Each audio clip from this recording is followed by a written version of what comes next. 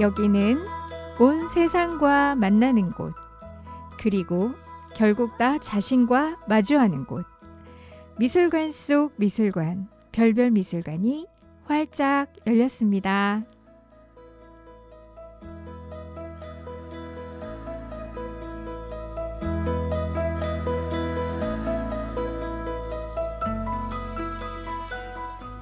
안녕하세요. 봄그림 DJ입니다. 꽃도 지천으로 피고 햇빛도 참 좋죠. 김밥을 싸가지고 가던, 맛집을 찾아가던 소풍 가기 딱 좋은 계절입니다. 어디로 떠나면 좋을까요? 누구와 함께 가고 싶으세요? 먼저 소풍을 신나게 즐기고 있는 사람들이 그려진 미술관으로 가볼까요? 조금 멀리 파리 외곽으로 떠나볼까요?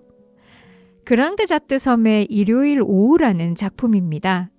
프랑스의 신인상주의 화가 조르주 세라가 캔버스에 유화로 작업했고 사이즈는 207, 308cm로 2m, 3m가 넘는 크게 그린 대형 작품입니다. 소풍을 떠난 그림 속 배경인 그랑드자트 섬은 파리의 생강을 따라 북서쪽 외곽에 위치하고 있고 길이가 2km, 폭은 200m의 길쭉한 모양의 섬이라고 합니다. 19세기에 파리의 시민들이 즐겨 찾던 섬의 동쪽 끝에 있는 공원 인근으로 알려져 있는데요.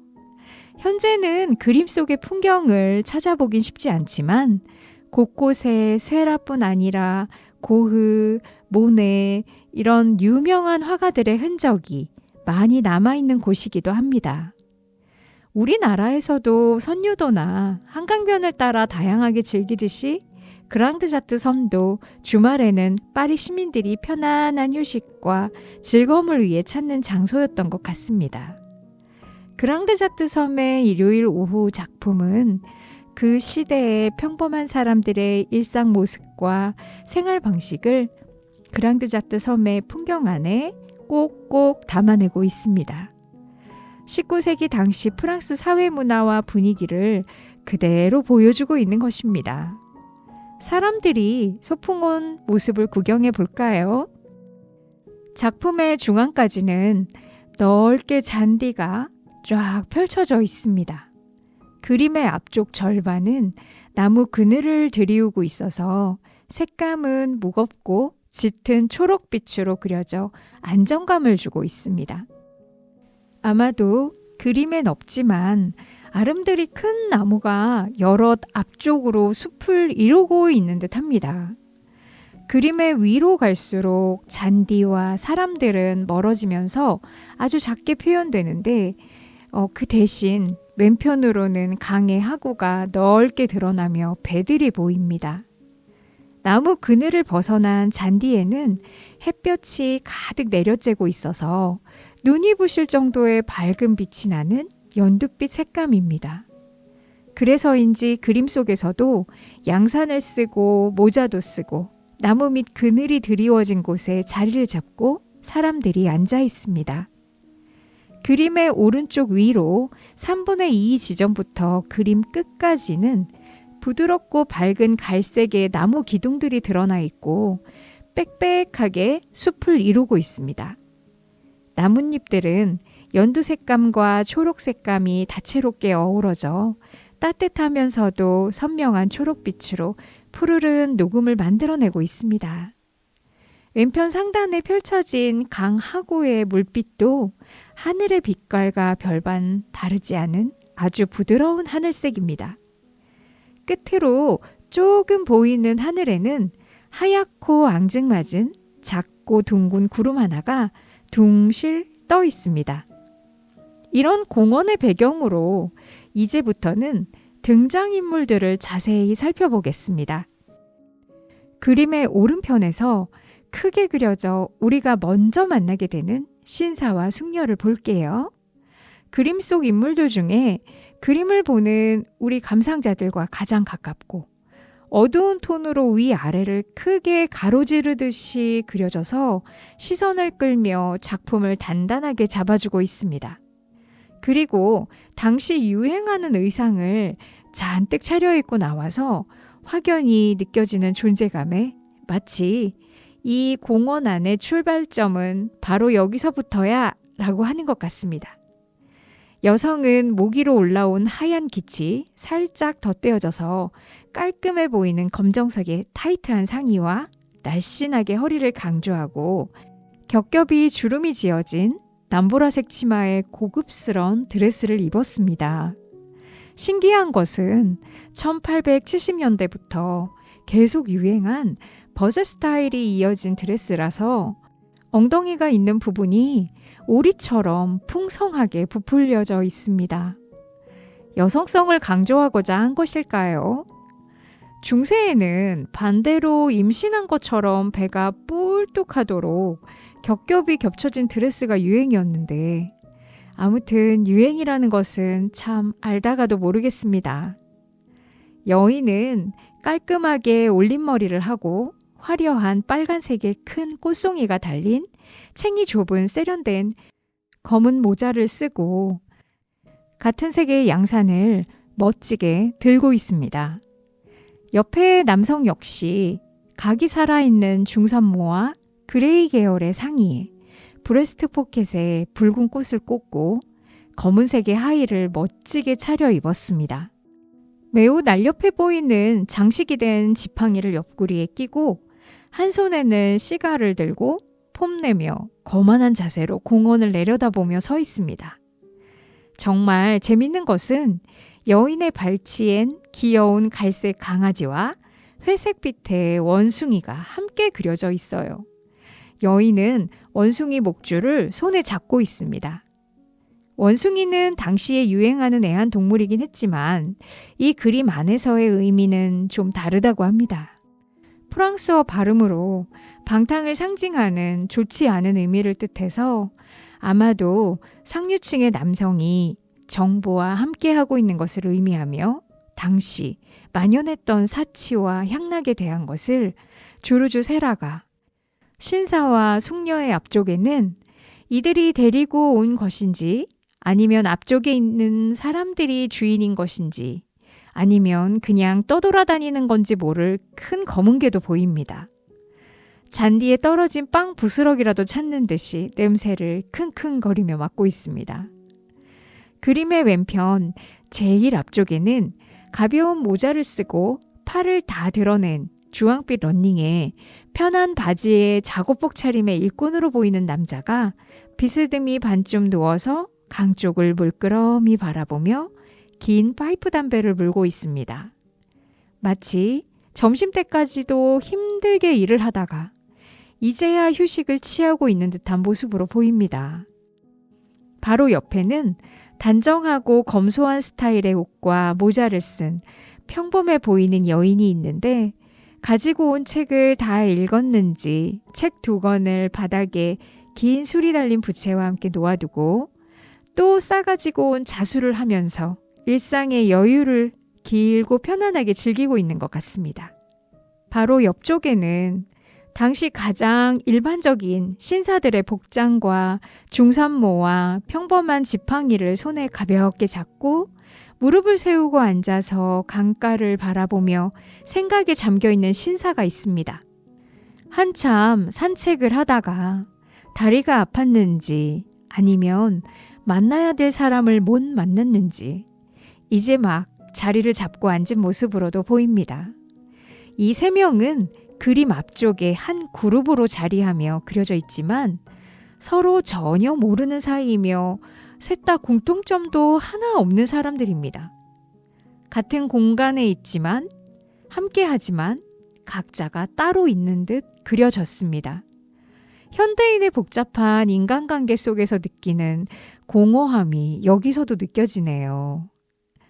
바로 위쪽 강가 라인에는 한 팔을 허리춤에 올리고 반대편 한 손으로는 여유 있게 낚시를 하고 있는 여인과 그것을 바로 옆에서 앉아서 지켜보는 다른 여인이 있습니다. 두 여인 다 당시 유행하는 스타일의 붉은 계열의 드레스를 곱게 입고 화려한 꽃이 달린 모자를 썼습니다. 이 역시 낚시하다라는 말과 죄를 짓다라는 말의 발음이 같다고 해요. 그래서 좋은 의미를 가진 것은 아니라고 합니다.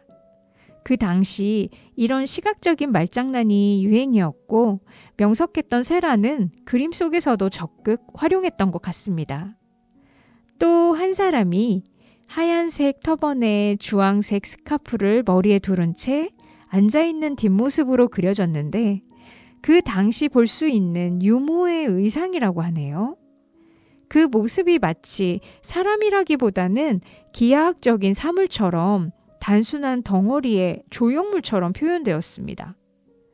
이런 것을 그림 속에서 또 찾아볼 수 있는데요. 공원 뒤쪽으로 작아지는 사람들 사이에 뒷모습을 보이며 둘이 딱 붙어서 걸어가는 군인들. 마찬가지로 단순화된 형태로 그려져서 나무로 만든 장난감 병정처럼 재미있는 모습으로 그려졌습니다. 그림 안에 등장하는 48명 정도의 사람들 속에 숨은 그림 찾기 같기도 합니다. 정말 등장인물이 많아서 보는 재미, 찾는 재미가 쏠쏠합니다. 그림의 앞쪽에 등장하는 크고 강한 인물들을 먼저 보았습니다. 그랑드자트 섬에 또 누가 놀러 왔을까요? 그늘에 앉아있지만 양산을 쓰고 꼿꼿한 자세로 우아하게 있는 기부인도 있습니다. 주변의 사람들의 모습과 풍경을 즐기고 있는 듯하고 한 손은 무릎 위에 차분하게 내려놓고 있습니다. 그녀에게서는 우아하고 정적인 분위기를 느낄 수 있어요. 시중을 보는 듯한 어린 소녀가 그녀의 뒤에 앉아서 지루함을 어떻게든 이겨내보려고 들꽃을 꺾어 꽃다발을 만들고 있는 건 아닐까요? 이제부터는 그림 속 공간이 뒤로 점점 멀어지면서 인물들도 작아집니다. 다른 곳에서 놀다가 가족이 있는 곳으로 뛰어오는 소녀, 고즈넉하게 오후의 산책을 즐기는 신사, 무릎까지 오는 치마를 입은 소녀일까요? 그녀는 양산을 몸 가까이에 꼭 붙잡고 강가를 하염없이 바라보고 있어요. 나란히 걸으며 다정하게 데이트하는 여인들, 그리고 강가에서는 다양한 배들이 보입니다. 작은 요트부터 5명이 타고 있는 카누까지 상류층의 사람들이 뱃놀이를 다양하게 즐기고 있어요. 그림 안에 그려진 40여 명이 넘는 인물들이 저마다 공원에서 소풍놀이를 즐기고 일행과 대화를 나누며 모두 다른 모습으로 이 시간, 이 공간을 공유하고 있습니다. 그들은 전혀 섞이지 않으면서도 작품 안에서 전체적인 조화를 잘 이루고 있습니다. 또 작품 속에서 원숭이나 강아지와 같은 동물들이 등장함으로써 긴장감도 깨워주고 재미있게 작품을 감상할 수 있도록 분위기를 연출하고 있습니다. 무엇보다 원숭이의 등장은 놀라움과 유머를 주기도 하면서 호기심을 가지게 만듭니다. 단어가 가지는 이중적인 의미와 원숭이는 인간의 본성을 상징하기도 해서 그림 속에 여성과 아이와 함께 원숭이가 등장함으로써 인간의 다양한 측면을 나타내고자 화가가 의도한 것이라고 미술학자들은 분석하고 있습니다. 아직 진짜 주인공을 말씀 안 드렸는데 가장 하이라이트는 따로 있습니다. 그랑드자트 섬의 일요일 오후라는 이 큰 그림의 정중앙엔 하얀 모자에 하얀 원피스를 입은 작은 소녀가 등장합니다. 소녀는 바로 옆에 엄마의 손을 잡고 있어요. 엄마는 굉장히 화려한 의상을 입었네요. 빨간 상의와 분홍색 치마, 높은 모자와 그림 안에서 가장 채도가 높게 채색된 빨간 양산을 들고 있습니다. 그래서 원근법이 무시된 그녀의 큰 키가 더욱 크고 강하고 화려하게 느껴집니다. 옆에 선 작은 아이는 그래서 더 작아 보일 만도 한데 오히려 순수한 순백의 천사처럼 작은 소녀는 전혀 위축됨 없이 왠지 더 큰 존재감을 주며 한가운데 서 있습니다. 이 작은 소녀만이 유일하게 우리를 바라보고 있어서일까요? 작은 소녀의 눈을 마주하고 있으면 마치 그림 안으로 손짓하는 것 같은 신비로운 느낌을 줍니다. 그리고 이 작품이 주는 가장 큰 특징은 아주 느린 시간의 흐름만이 느껴진다는 것. 아니, 어쩌면 시간이 멈춘 것처럼 느껴진다는 것입니다. 이제부터 그 비밀을 말씀드릴게요. 그랑드자트 섬의 일요일 오후는 빨강 점, 파란 점, 초록 점, 아주 작은 점들이 겹쳐지고 또 겹쳐서 찍혀 있습니다. 그렇게 작은 색점들이 모여서 나무와 구름, 강물과 같은 풍경을 만들고 사람과 강아지, 원숭이도 만들어냅니다. 그래서 멀리서 보면 평화로운 공원의 풍경이 보이고 가까이 가서 보면 깨알같이 작은 점들만이 화면 가득 퍼져 있습니다. 단순하게 따다다다다다 점찍기가 다인 건가? 나도 할 수 있겠는데? 하실 수도 있어요. 놀랍게도 이 기법은 세라가 과학적인 많은 연구를 한 끝에 색깔과 빛의 효과를 나타내기 위해서 눈의 작용을 이해하고 매우 정교하게 계산해서 점묘화로 작업한 것입니다. 당연히 빨갛게 보이는 양산을 보면 빨간색 물감으로 바로 칠한 것 같지만 가까이 가서 보면 그 안에는 빨간색이 없습니다. 주황색과 푸른색의 아주 작은 점들이 진하게 연하게 반복하며 우주의 별처럼 빽빽하게 찍혀 있습니다. 고요한 두 색을 팔레트에서 붓으로 비벼서 섞어버리면 채도가 떨어져서 탁해집니다. 쇠라는 어떻게 하면 맑은 채도를 유지하면서 고유한 색감을 나타낼 수 있을까 고심했습니다. 그래서 주황색 점과 파란색 점을 찍어 놓으면 혼합 반응으로 보는 우리가 스스로 눈에서 붉은색으로 보게 된다는 겁니다. 쇠라는 색의 대비가 사람의 눈에서 어떻게 인식되는가를 열심히 연구했습니다. 빨강 점과 노랑 점을 함께 찍으면 선명한 주황색으로 우리 눈엔 보이고 파랑 점과 노랑 점을 찍으면 초록색으로 우리의 눈은 보게 될 것이라고 생각했습니다. 조르주 세라는 매우 적극적으로 탐구했고 프랑스의 유기학자이자 색채 이론가인 미셸 웨젠 슈블레를 찾아가 가르침을 받았습니다. 슈블레의 주장에 따르면 세상 모든 색은 인접한 다른 색의 영향을 받는다고 합니다. 특히 보색 관계의 색이 함께 있으면 두 색은 더욱 선명하게 인식된다고 했습니다. 여기서 보색이란 색상 안에서 가장 멀리 있는 서로 반대되는 한 쌍의 색을 말합니다. 쉽게 빨강과 초록이 보색인데요. 함께하면 서로가 더욱 강렬해집니다. 예전에 등산 갈 때 혹시나 모를 조난에 대비하고자 눈에 잘 띄기 위해서 아웃도어는 전부 빨간 잠바였습니다. 기억하는 분 계실까요? 이렇게 조르주 세라는 색채와 시각의 반응에 대해 열심히 연구하고 관찰했습니다.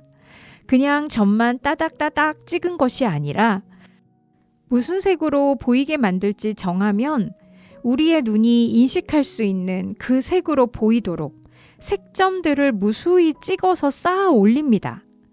점 하나에도 모든 것이 완벽한 계산에 의해 찍혀져 있는 것입니다. 그림의 테두리에도 보면 초록빛 공원의 그림을 더욱 강조하기 위해서 라인을 만들고 붉은색 보색으로 이루어진 무수한 점들을 찍었습니다.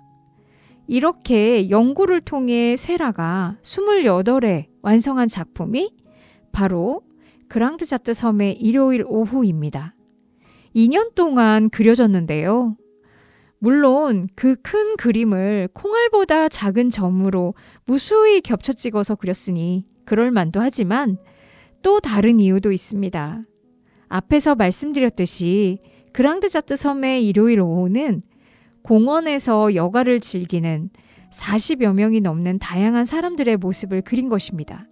그것은 세라가 어느 날 그 공원에 갔다가 우연하게 보게 된 풍경은 아닙니다.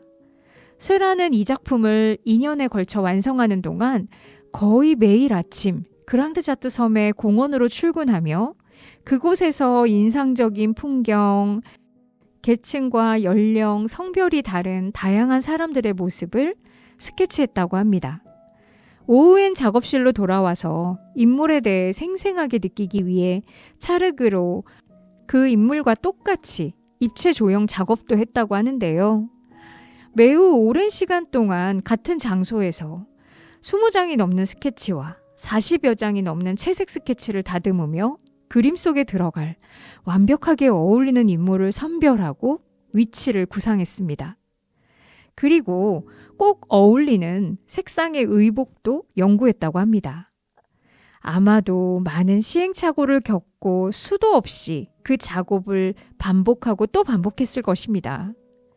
마침내 구도를 잡고 등장인물과 그 위치를 결정하고 난 뒤에 캔버스에 그림 작업을 들어갔습니다.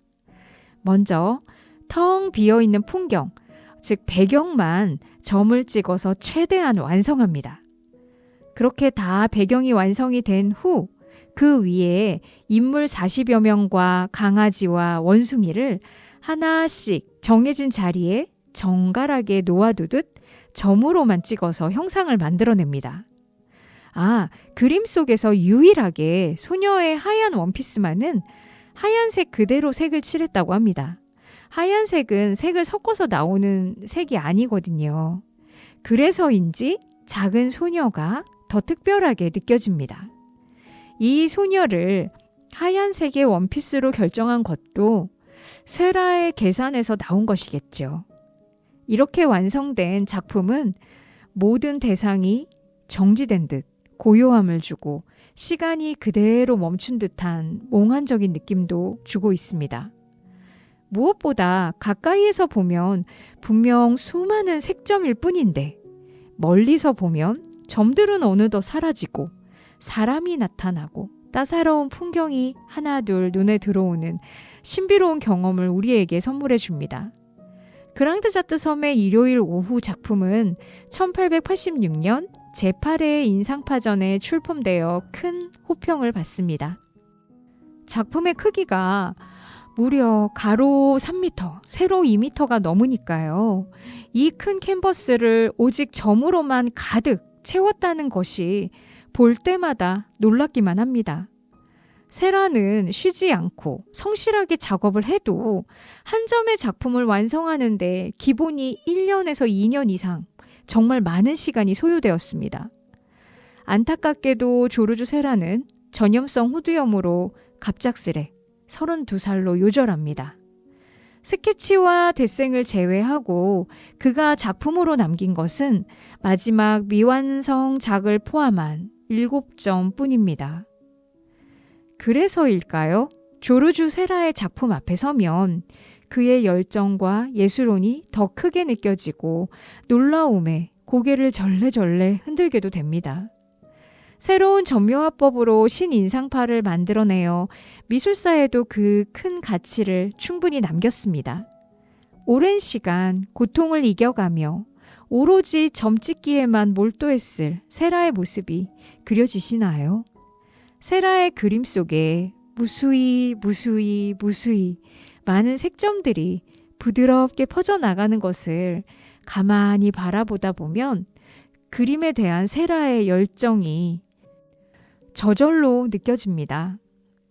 그랑드자트 섬의 일요일 오후라는 작품은 우리의 삶과 시간에 대한 깊은 생각과 자연과 인간의 조화, 나와 너, 그리고 우리, 행복과 평화로운 일상을 조르주 세라가 자신만의 신념으로 만들어낸 즐겁고 아름다운 소풍을 선물해 주는 것 같습니다.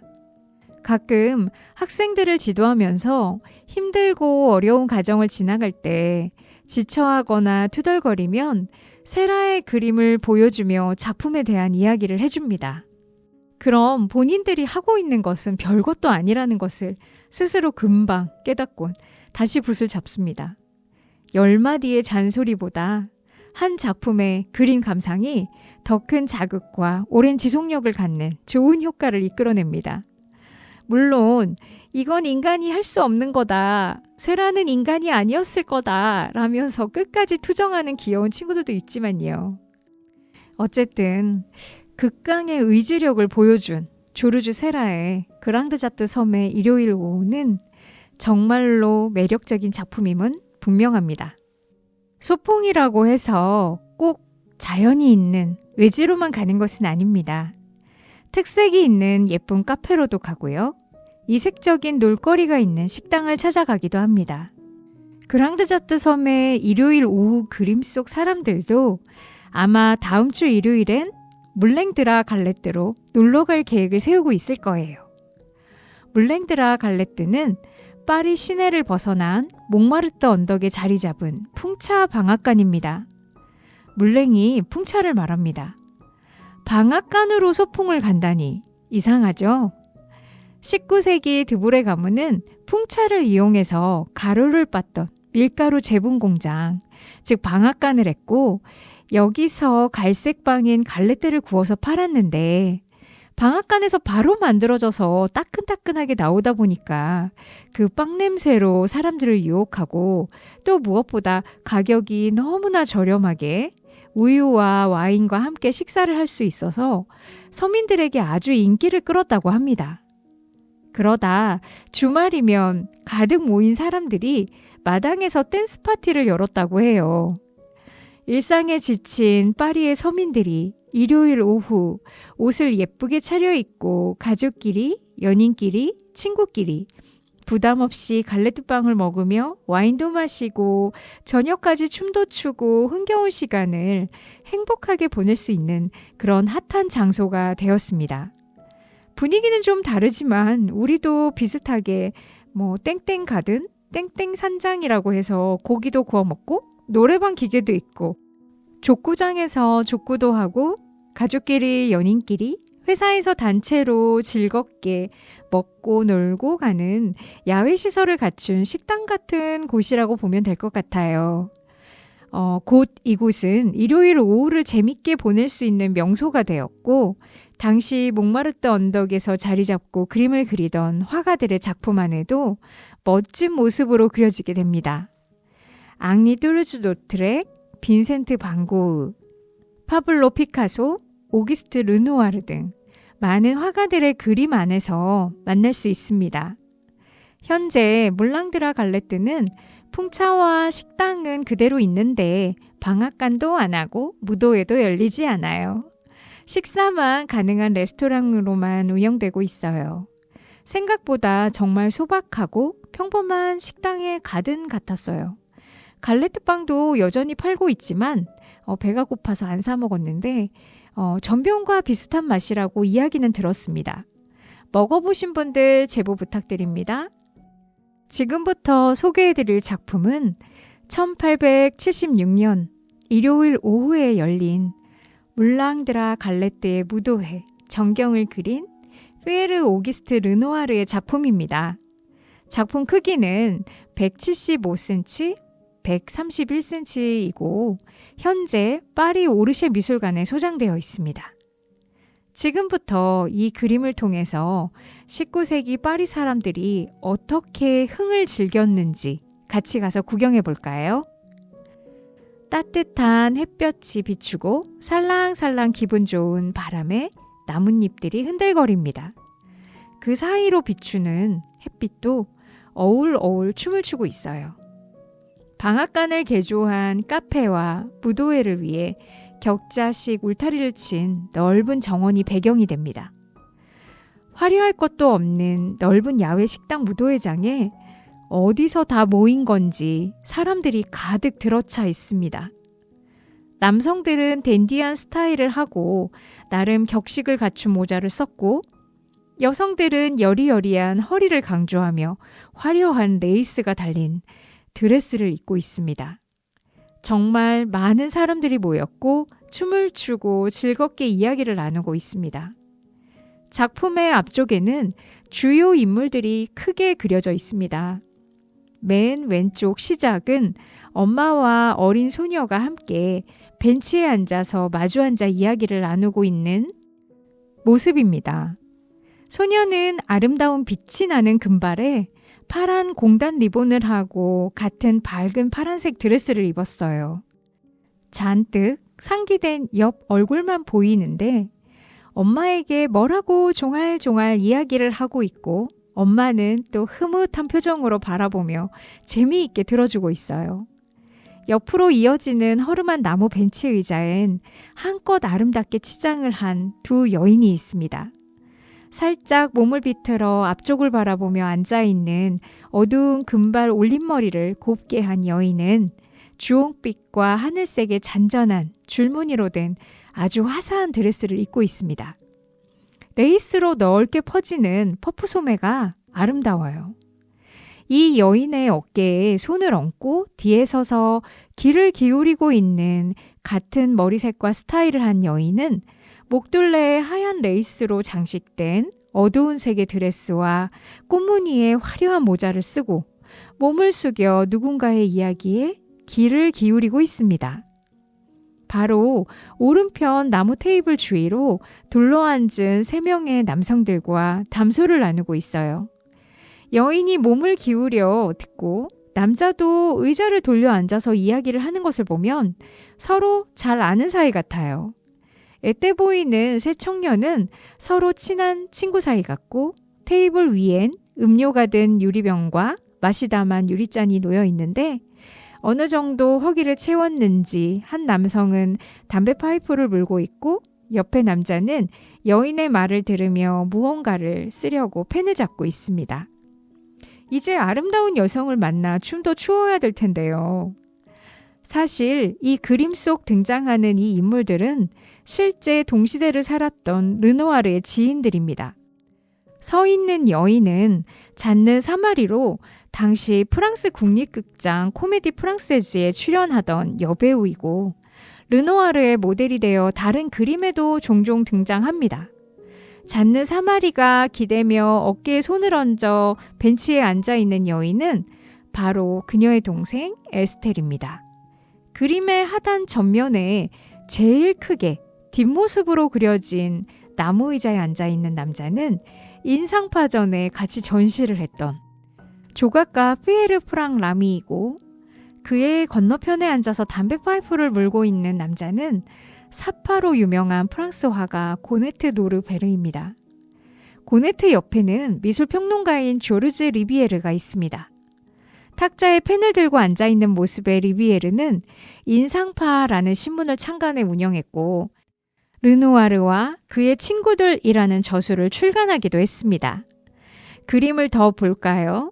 그림의 왼편으로 여유로운 공간에서 춤을 추며 그림 밖의 감상자인 우리를 쳐다보는 커플이 있습니다. 하얀 셔츠깃을 세우고 타이와 남색 정장에 베이지색 바지를 잘 갖춰 입은 신사와 짙은 남색 안치마에 소매주름이 많은 살구빛 드레스를 레이어드한 붉은 머리색을 가진 여인이 있습니다. 이 커플은 햇빛을 가장 많이 받아서 마치 하이라이트 조명을 따로 받고 있는 연예인들 같아요.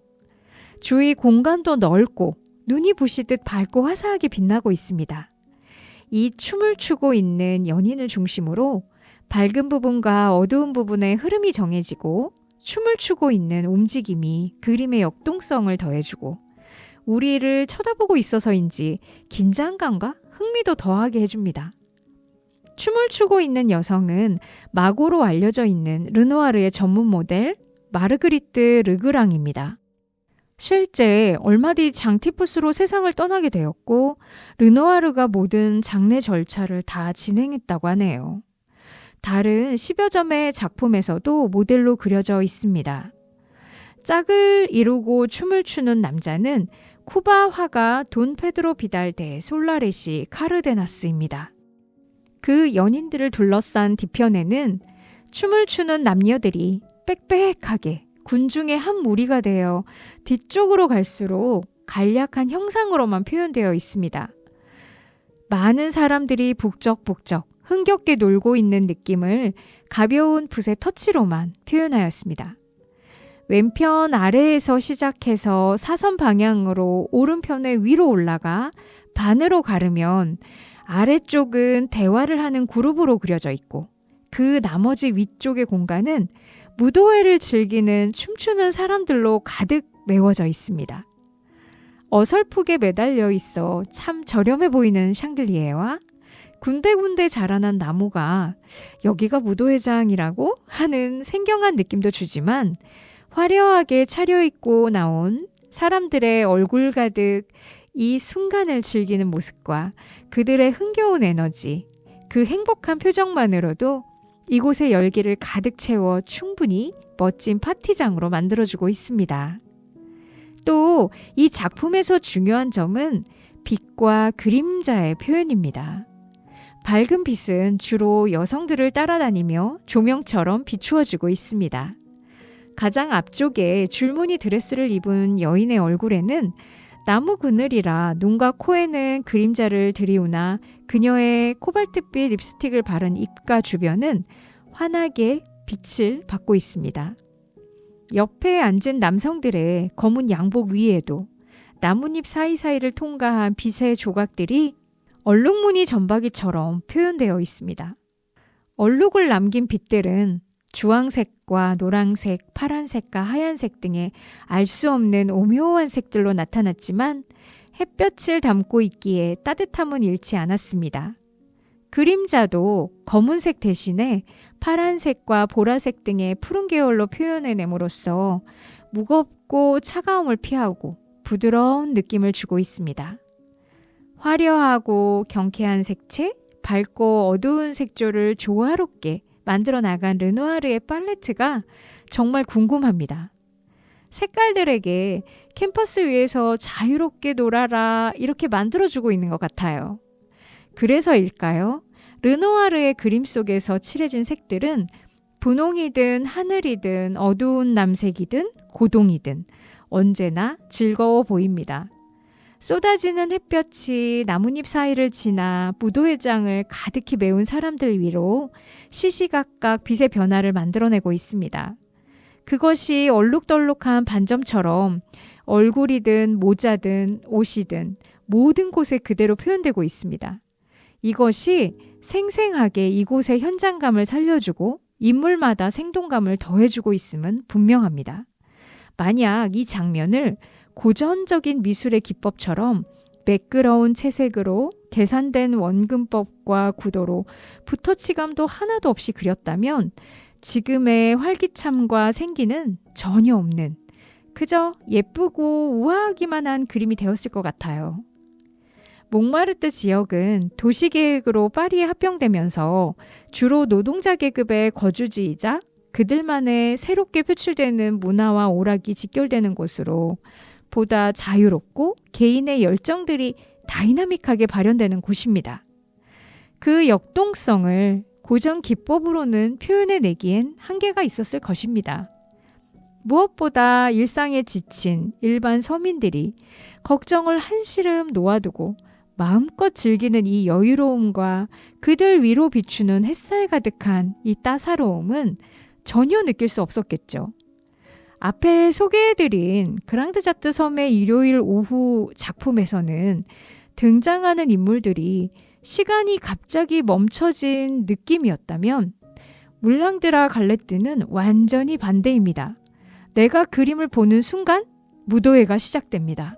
분명 정지된 그림인데 바라보면 플레이 버튼을 누른 것처럼 바로 살아서 움직이는 것 같이 생명력을 가지고 있는 것 같습니다.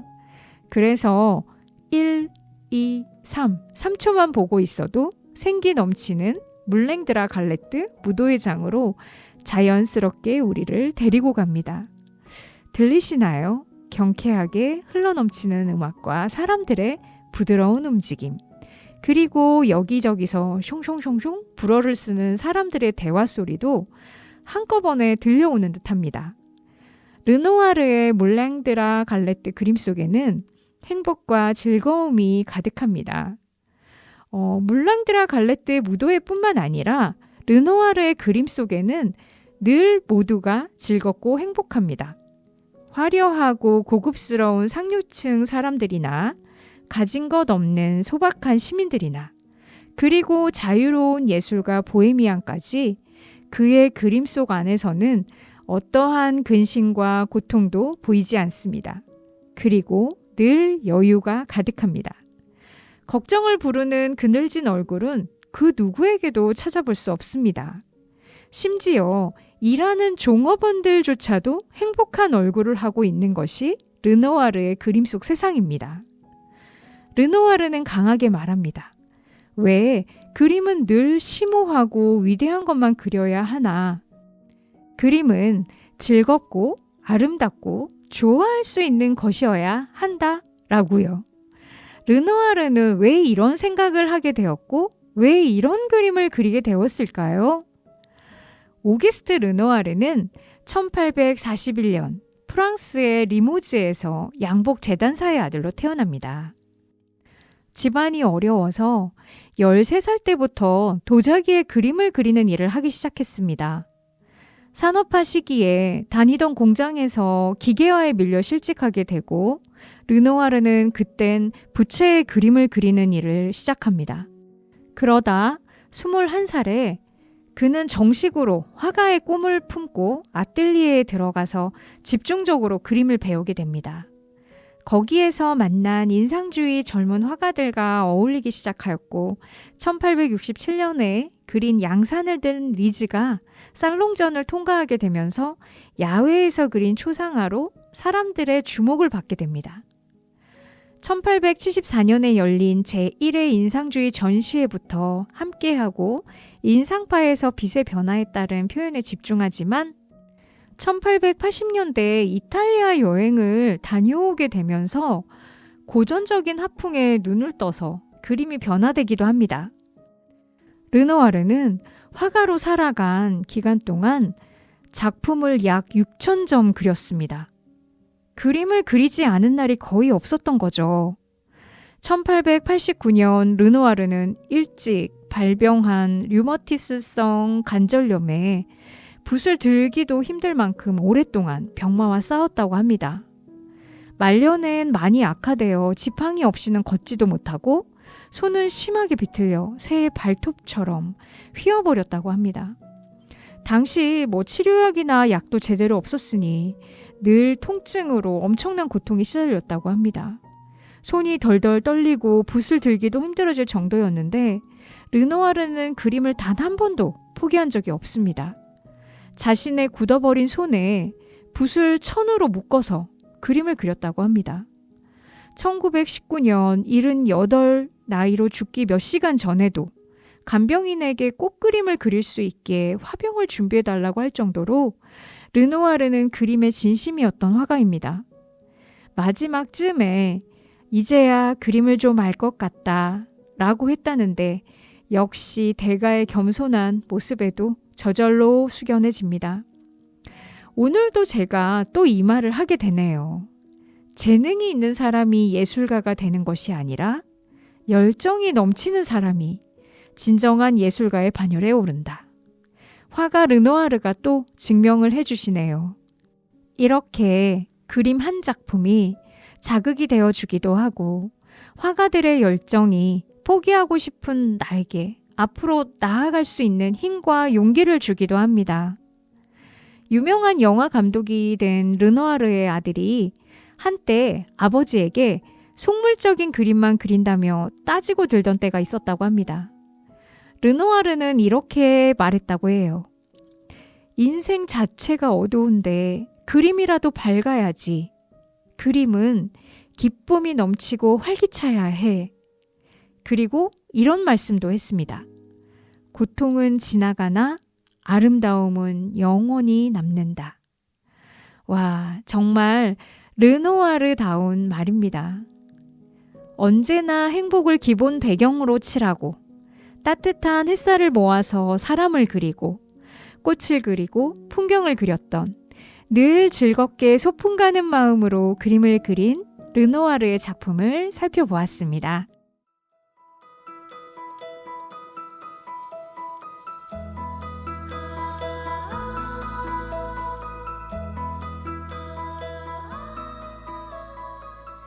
최근 여러분이 다녀오신 소풍 장소는 어디신가요?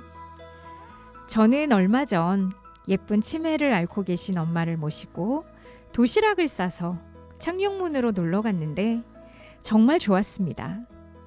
햇빛도 좋았고 맑은 하늘도 좋았고 물이 지어 피어나는 철쭉꽃도 화사하고 초록이 짙어가는 나무와 풀들의 푸르름도 좋았습니다. 하늘을 훨훨 자유롭게 날아다니는 각양각색의 연들이 참 재미있게 보였습니다. 놀러 나온 다른 가족의 화목한 모습을 바라보는 것만으로도 또 다른 힐링이 되더라고요. 여러분들의 소풍도 궁금합니다. 어디로 떠나면 좋을까요? 누구와 함께 가고 싶으세요? 오늘 별별미술관도 저의 즐거운 소풍으로 찰칵 찍어서 저장합니다. 지금까지 봄그림 DJ 성선아였습니다.